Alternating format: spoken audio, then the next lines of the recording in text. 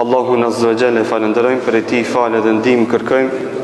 Salavatet dhe selamet ja dërgojmë Muhammedit sallallahu alaihi wasallam, familjes së tij të ndershme, shokëve të tij fesnik dhe gjithë pasuesve të rrugës së tij deri në ditën e gjykimit.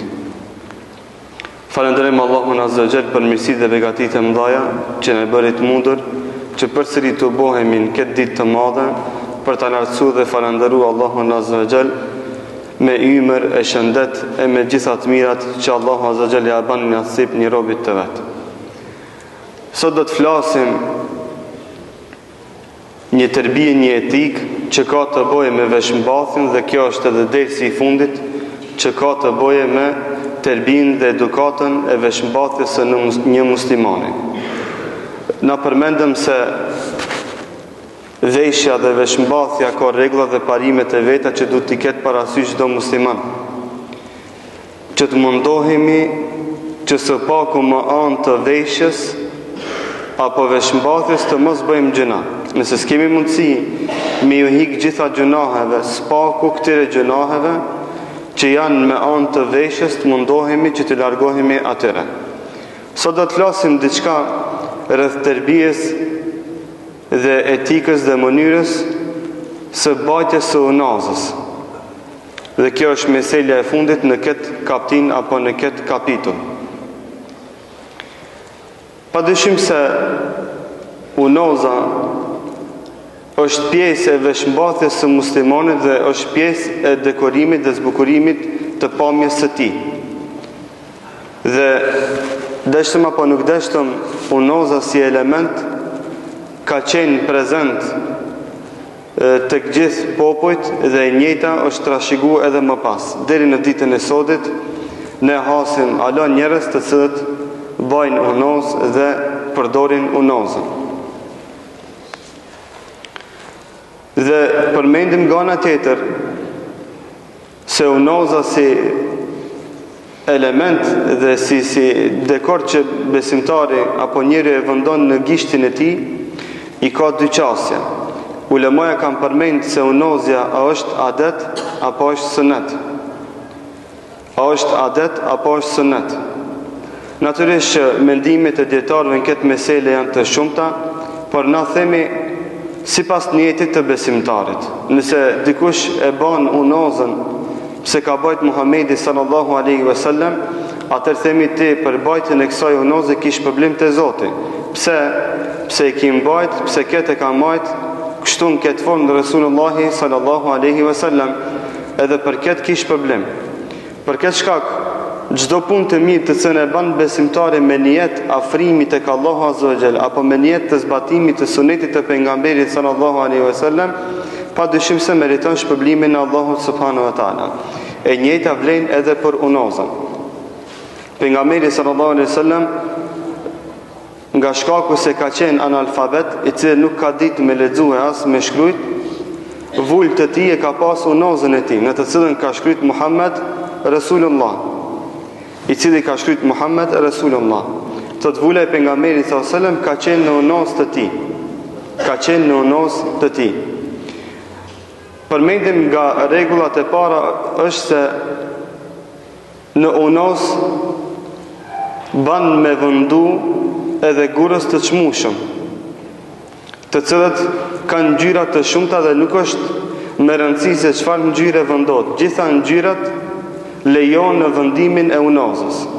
Është me rëndësi që unaza të mos jetë nga unazat e grave, por si të jetë nga unazat e burrave, pasi që në këtë kohë ndahen unazat e burrave nga unazat e grave.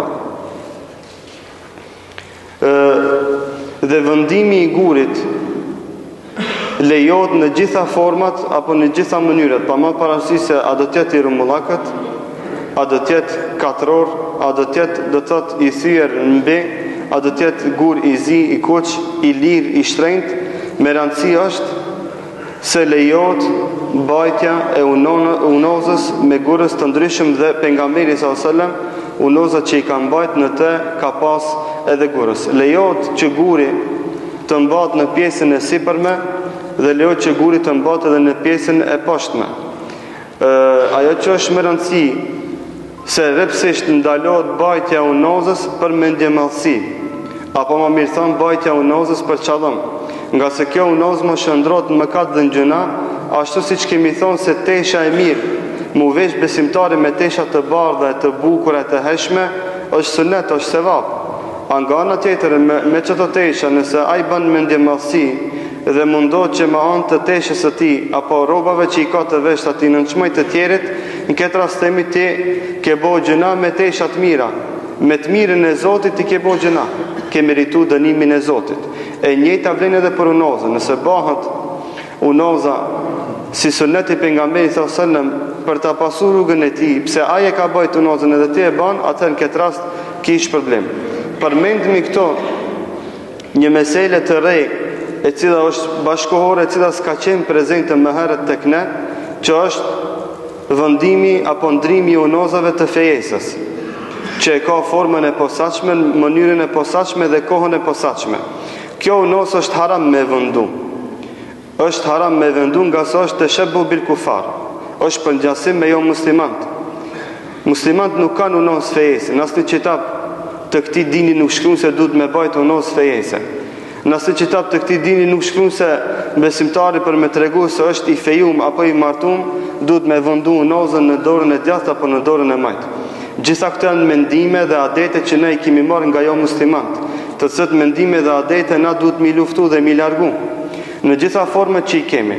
Kam parasysh se kjo meselë është shumë e qartë për xhamatlit që janë më drejtër dhe është pak e habitshme për xhamatlit që janë më të ri, sepse shpeshherë i përzim këto dy mesele dhe me qëllim po e përmendi këto edhe unozën e fejesës.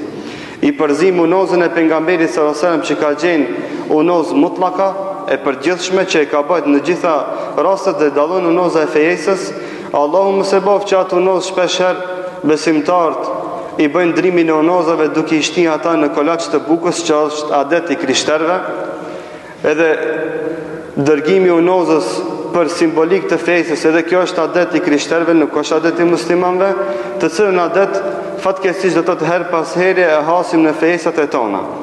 Na themi që kjo unozë për fesë në këtë formë, këtë mënyrë është haram me vendu në gisht, dhe çdo kush e ka të drejtën me zgjedh a do ta vendojë mas kësaj apo jo. Por e jona është të tregojmë se kjo unozë për fesë, hususi për fesë, është haram me vendu në gisht, nga se është tashabbu bil kufar. Për çfarë ulemaja kanë thonë, për ngjasimi me kufart, me jo muslimant, kanë thonë nëse nuk është dalje prej fesë, është nga gjunahet e mëdha. Po, dikujt i duket unoza e vogël, e holl dhe shumë pak punë, ama themi ky adet është i jo muslimanëve, se kështu nis me unozën, pastaj vazhdohet me niqahin, duke përfituar pe atimve adete, pastaj vazhdohet me darsmën, edhe darsmën e bën si ata, edhe në fund kur ta shohish, asnjë nishan të muslimanëve të islamit se ki në asnjë ceremoni të martesës tënde. Fejsën e ke bo sikur se e bëjnë ata të tjerët, kurorzimin e ke bo sikur që e bëjnë ata të tjerët, darsmën e ke bo sikur ata të tjerët, çka të mbeti ti nga Islami.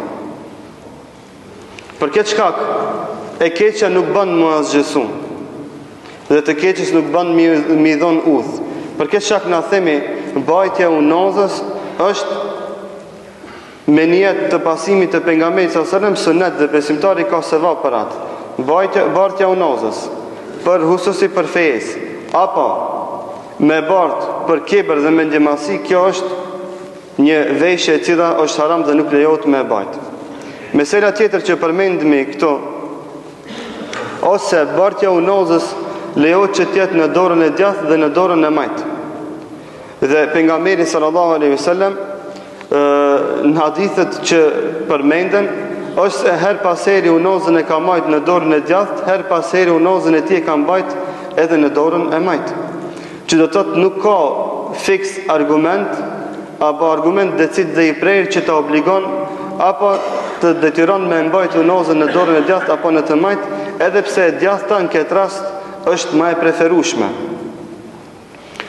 Mesela tjetër që përmendimi këto te bartja e unozës është se unoza duhet të jetë nga argjenti apo srebro. Dhe nuk lejohet që unoza të jetë nga ari, e punuar nga ari. Nëse është unoza e argjent, Në këtë rast do të thotë lejohet bartja asaj unoze. Përndryshe, rrepsisht ndalohet. Këto ishin disa mesele që kanë të bëjnë me tërbinë dhe edukatën e bartjes së unozës, ku dhe siç përmendëm me kaq edhe i mbarojmë derset që kanë të bëjnë me tërbinë dhe edukatën e veshmbathjes së një muslimani, ku lutim Allahun azza wa jall të kemi pas dobi nga këto ligjërata, nga këto derse, dhe këto derse të na regjistrojnë në regjistrin tonë të veprave të mira dhe të njëjtat të na bëjnë xhair dhe dobi në dunjë dhe në ahiret. Walhamdulillahi rabbil alamin.